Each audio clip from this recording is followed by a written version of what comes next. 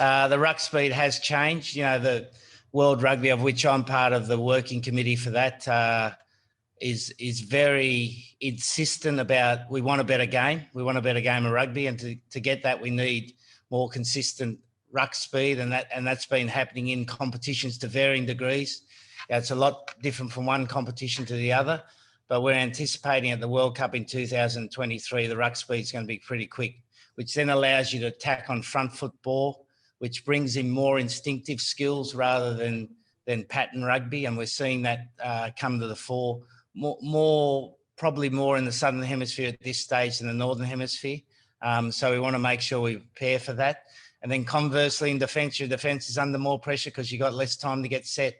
So it's a really exciting time for rugby generally, I think. And we're lucky to be part of it, and lucky to be playing in front of crowds in July at Twickenham, and we can't wait to get there. It's going to be a new squad to a large degree. So we've got a great chance to put down some foundations for the next 2 years to the World Cup in 2023. We want to be the best team in the world. So that's where we're at. That's a quick summary of what we've been doing. So I'll be happy to answer any questions you have, guys.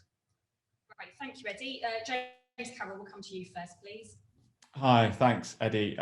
James from AP. I mean, you touched on it kind of briefly there before we lost you, but can you just maybe kind of talk about how useful you found that review? We've obviously seen the statements, but just kind of in your words, you know, was that helpful to sit down and have that debrief about the Six Nations campaign? Well, in essence, James, we always do that. But because of the situation, it became more of a formal review, which is understandable and useful because you get different people involved in the review, different ideas, and that all can be very useful. So we've taken that on board, and that's part of our planning going forward. And one thing that just struck me from that review was that the RFU and your team will be making use of external rugby experts, kind of keeping your performances constantly under review and to support you in your coaching strategy. Is that something that you're comfortable with and you've agreed to? Because that sounds like maybe your influence on the cap, maybe there may be other influences on the coaching strategy. Well, there's only one head coach, mate.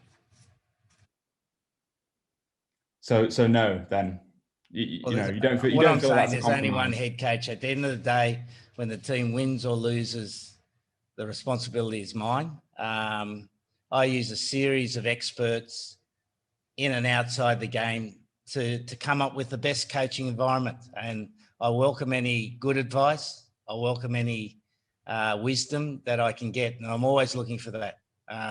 So that's no different than it's ever been. Okay, and just a final one from me then. Again, you sort of mentioned it. How big an opportunity is these two tests next month to get a look at some youngsters and some players that may normally, might not be in that core group of the squad?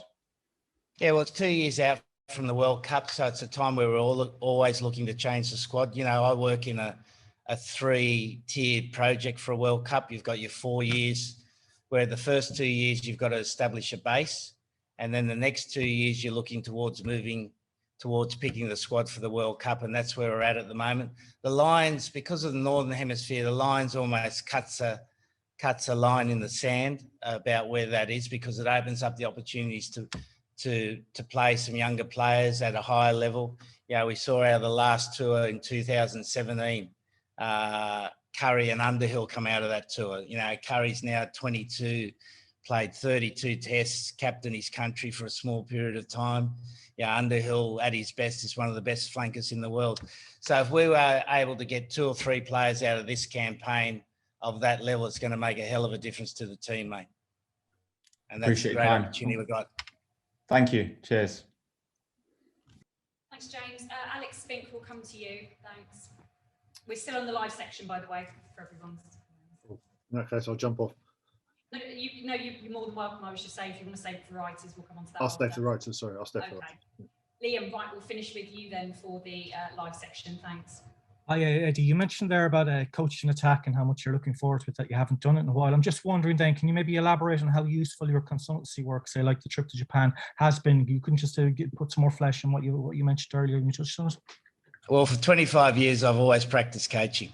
And I actually use my holidays to practice coaching because I love it, mate. And I get the opportunity to do a little bit of coaching at Suntory. I get the opportunity to work with some of the best players in the world.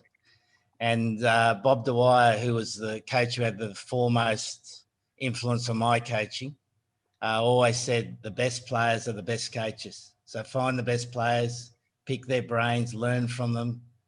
And that's the best way to improve your coaching. So, yeah, that's something I've done continually for 25 years. I go around clubs continually to try to pick people's brains. And obviously you share some information with them. You know, that's the obvious thing. It's an information sharing. But, yeah, no, very useful, mate. There was some negative reaction from some people in England with regard to you say working with, say, the likes of Bowden Barrett saying he's with the opposition in a couple of years' time. But it's obvious to you how useful those sort of expeditions are. And I'm a coach, you know, I've got to practice coaching, mate. You know, if you're a golfer, you play golf. If you're a coach, you coach.